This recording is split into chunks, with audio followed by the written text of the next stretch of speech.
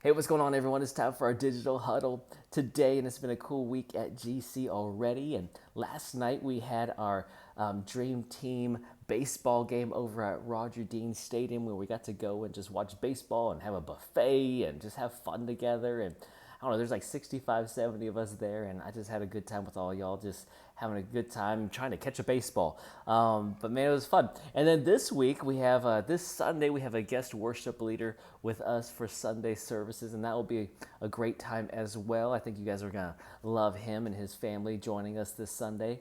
And then you're going to hear me make some announcements this Sunday from the stage about a couple things coming up this month. At the end of this month, we have beach baptisms. Beach baptisms will be at the end of this month, and so if you're wanting to take that next step in your walk with Christ, or if you know someone else that wants to, this is a great opportunity to do a beach baptism. And actually, you'll see that next year our whole schedule will be different. Next year we'll have two baptisms that are on first Wednesdays and two beach baptisms next year, one at the beginning of summer and one at the end of summer. And so we're going to change the schedule a little bit starting 2026. But we have a beach baptism the end of this month. And then also, I'm going to make the announcement that we have a man night at the end of this month as well. And the man night will have food trucks, and we're going to have a mechanical bull and all these fun things. And we're going to have a guest pastor with us, Pastor Troy, who's no stranger to the house. And so he's going to be with us. It's going to be a good time. But right now, I want to get into our message about our book that we've been in, Unreasonable Hospitality. And has really been looking at the restaurant business and looking at how you can take things that are good and take them up a level to excellence, and really living a life of hospitality, and really showing the value of when people feel seen and heard, and they really truly feel like you're living a life of hospitality. So we've been going through this book, and hopefully it's really impacted you. I know it's impacted me. It impacted our staff as we went through it as a staff. And so today I'm talking about chapter 13. Now, chapter 13 is called Leveraging Affirmation. Leveraging affirmation. Now, you think about affirmation, it's actually one of the love languages. If you know those love languages, there's physical touch, there's words of affirmation, right? There's quality time, all these things. And it's important to know, like with your spouse, their love language. It helps them grow and flourish. But all of us, everybody, has all the languages. It's just there's certain ones that stand out to us the most, is how that love language book goes. But with this chapter, Leveraging Affirmation, it shows really that affirmation is so important when you're trying to lead a team. And so maybe you can apply this to the people that you are influencing at GC on the dream team. Maybe you can help grow the team that you're currently on. Maybe you could take this to work and help the employees that you work with. Maybe you could use it with your children. However you use it, I do think it's important. And there's a few little tools here I'm going to show you that I think are really, really powerful, and things that hopefully we could add to our disciplines in our life, and be better leaders and better spouses and better parents, right? And so leveraging affirmation. Now, the whole point that Will was making in this chapter, he's coming from the restaurant side of this, but he was going that people don't just want a paycheck, they want to feel seen, they want to feel valued, they want to feel appreciated. And when affirmation is done well, it does more than just make someone feel good, it multiplies the impact. Now, what that means is that you could walk through and say a generic, hey, great job. And that's nice. Like, there's nothing wrong with that. That's good. But when you affirm exactly what someone did and why it mattered, it reinforces the behavior and inspires them to keep doing it. Right? Like you're positively affirming them so they want to keep doing that thing. Here's the difference. I can say to you, if you were greeting on Sunday, I can say, man, good job on Sunday. That was great. And that's a good thing, right? I should say that to people. Like, hey, good job on Sunday. And that's a good thing. But check out the other option. The other option is I could say something like this. Hey, listen, when you welcomed that new family today, what was their name? Oh, yeah, the Thomases. When you welcomed the Thomases today, you helped them feel like they belonged, like they mattered. And that's what our mission is all about, man. I'm so proud of you. Thank you for being on mission today. You see the difference?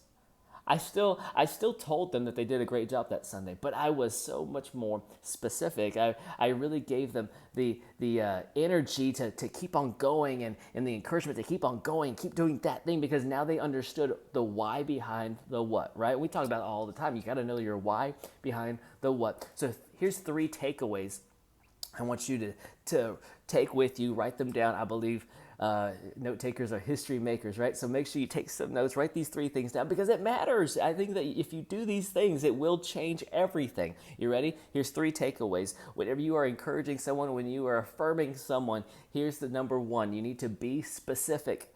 Be specific. Name the action and the impact. Be specific. Name that action. Name that impact. Man, you did awesome at this thing, and this is why it's important that we do that thing. Be specific. Here's the second thing: when you're affirming somebody, we need to be timely. Say it as close to the moment as possible. If you're doing a phenomenal job, that's cool. But if I come to you a month later and be like, hey, a month ago when you did this, man, you were killing it with da-da-da, that's awesome. But a month has gone by. Be as close to that moment as possible. It's time to tell them why what they're doing is amazing so they can connect it all together and keep doing those things because those things matter, right? Here's the third thing. You need to be consistent. If there's one thing you've heard me say a million times about every topic, it's be consistent. We have to be consistent. If you just do something one time here and there, it's not going to have the same impact as the person who does it consistently. You got to be consistent. Affirmation shouldn't be rare. It should be regular. You want to be consistent.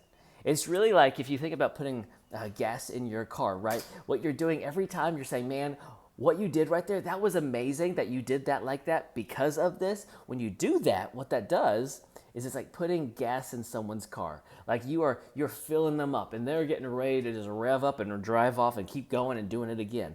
So you want to keep putting gas in people's car. You want to fill them up rather than have them deplete. Because honestly, let's be honest. It's not like we always feel like serving. It's not like we always wake up on Sunday morning at 5 in the morning and be like, hey, I can't wait to get over there and do this and that. Like we don't always feel like that, right? It's a discipline to say, you know what, God, I get to do this today. Thank you for allowing me to be a part of this mission today. And as I get out there, I need some other people around me in my corner to say, hey, dude, the way you did that thing, that matters. And you did awesome. Thank you for doing that and making a difference and being on mission. I need some people to put some gas in my tank, right? To keep me filled up on those harder days when I'm not feeling it naturally. And we got to be the body of Christ. We got to encourage each other, lift each other up. We got to build each other up. And that's how we complete the mission for Jesus. So listen, I love you guys. I can't wait to see you tomorrow. It's going to be a good day in God's house. So many cool things happening. It may feel like a busy season, but it's busy for all the right things. My wife and I were just talking about this week. We had something every single night of the week. One of those things being the baseball game, right? One of those things being my freedom group or her freedom group or First Wednesday. But all of those things were great things. So we went into this week going, you know what? We have something literally for the next 7 days every single night of the week. And that can be hard. That can be tiring for sure because we have kids and we have school and all the things just like anyone else, right?